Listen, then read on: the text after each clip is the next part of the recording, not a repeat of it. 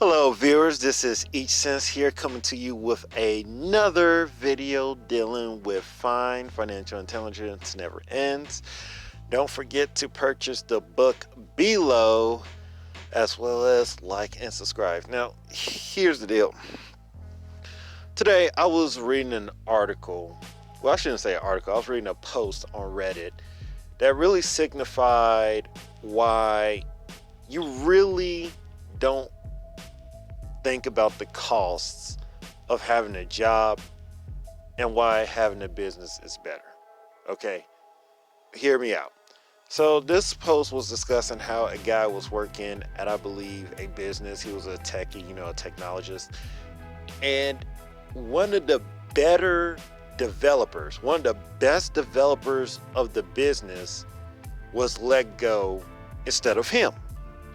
So this individual thought it was odd because that individual that was let go was, as I said, one of the best, developers in the business.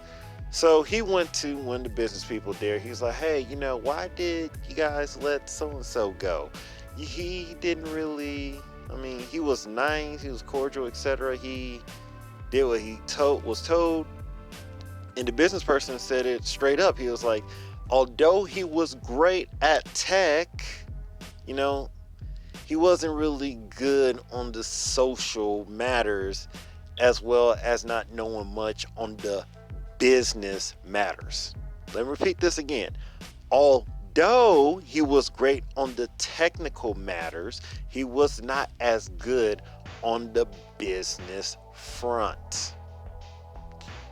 Why am I saying this?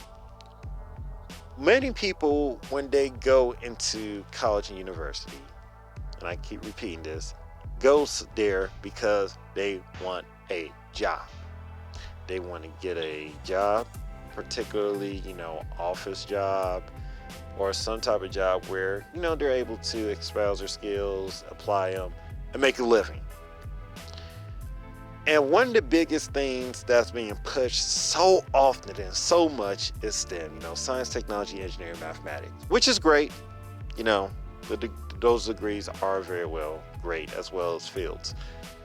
But a lot of people who go into these fields go into it with the laborist mindset, the sell me mindset, the college educated labor minded mindset.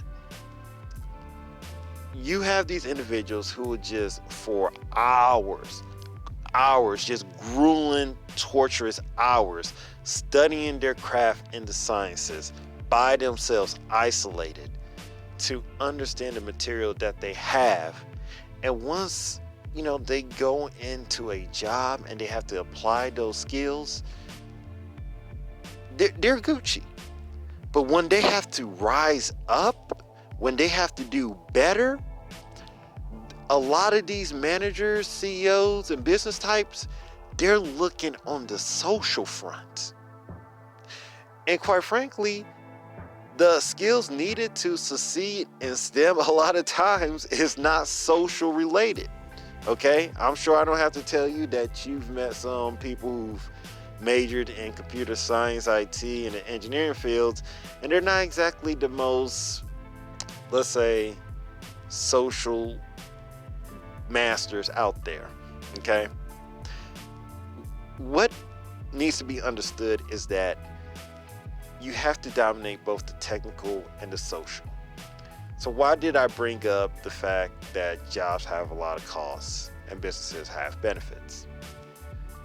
Well, in a business, you're essentially doing both. Mostly social. You're providing a service, you're providing a product, okay? You have to understand where people are coming from. You have to learn how to communicate. You have to engage in sales. You have to engage in marketing, etc. Because the world runs around trade. And if you don't know how to properly do trade, you're going to be left behind. And honestly, with a job, and I wish I had a graph here, but a job is essentially easy in the beginning, but over the months and or years, it gets very annoying and tiring. Honestly, it does. A business is excruciatingly excruciatingly hard and arduous in the very beginning. But once you get the foundation together, once you get the system right, once you do your little tweaks and kinks and fix the distortions, you start to realize, oh, this is where I went wrong. This is what I could do to get better. This is what needs to be done so I could be successful. But if you, on the other hand, are trying your best so that you could be the best on your job, well, you're never going to, well, I won't say you won't be the best at your job, but if you're trying to make a living, no. You're not going to be that great, because your job will always have limits into how much you make. It's damn near impossible to make six figures. And if you do make six figures, most likely you're working bare minimum 60, 70 hours.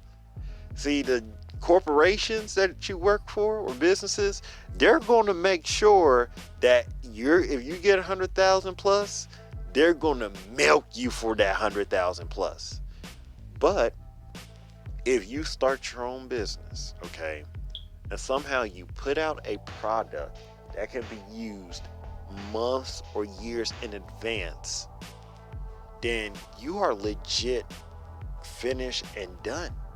You can go as hard as you possibly can to make sure you're getting those things done so that you could be successful.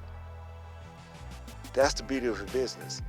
You control your own cash flow, and you control what you learn and how developed you can become and become successful.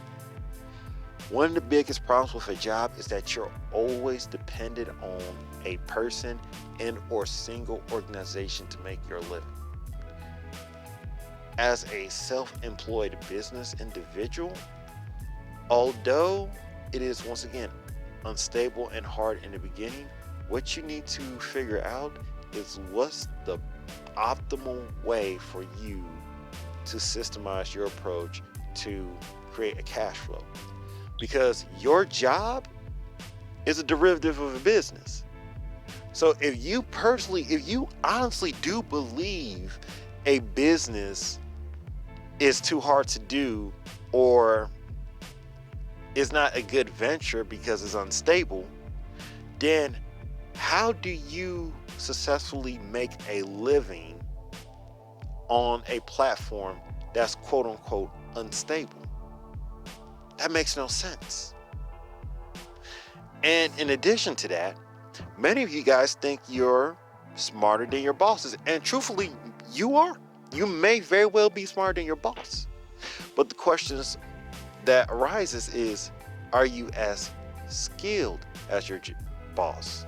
Do you have the skill sets to be a boss? Do you have a mindset to be the boss? Do you have the discipline to be the boss? See, a lot of people like to believe it's just about the smarts. It's just about the knowledge. I read this, I read that, etc. But honestly, to be a boss, let's say particularly being your own business person, requires so much more.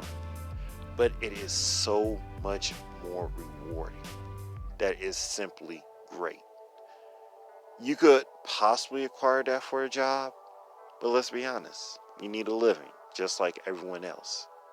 And if you're constantly struggling, you're constantly fighting, and you're constantly trying to do the best you can to get the next big thing, then it's hard.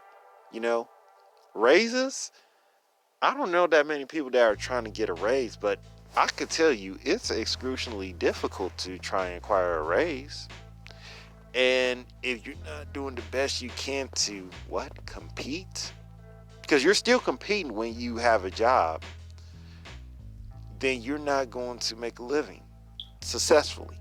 All right, competing in a job is competing internally so you can move up, or you're competing against other people to either acquire another job or acquire your first job if you never had a job before. So that is all. As I repeat, there are more cons to having a job than there are benefits, and there are more benefits with having your business than a job. Don't forget to buy the book that explains this in detail, and rewatch this video numerous times. That's all. Bye.